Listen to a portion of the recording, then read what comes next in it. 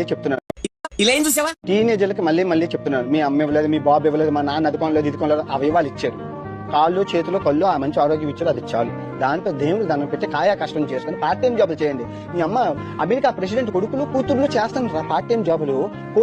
కొన్ని లక్షల వేల కోట్లు ఉన్న పిల్లలు చేస్తాను part time job.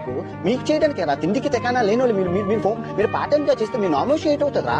Ice cream లో, బాత్రూమ్ లో, స్విమ్మింగ్ పూల్ క్లీనింగ్ ఏదో ఒకటి చేస్తారా? చేసి రూపాయి అది దాచుకోండి రా. దాచుకుంటే ఎండ్ ఆఫ్ ద డే మీరు ఒక ఏజ్ వచ్చేసరికి చట్టం ఏజ్ బోల్డ్ ఆస్తి దాచుకుంటూ బోల్డ్ డబ్బులు కనబడతాయరా, ఖర్చు పెడితే కనబడవరా?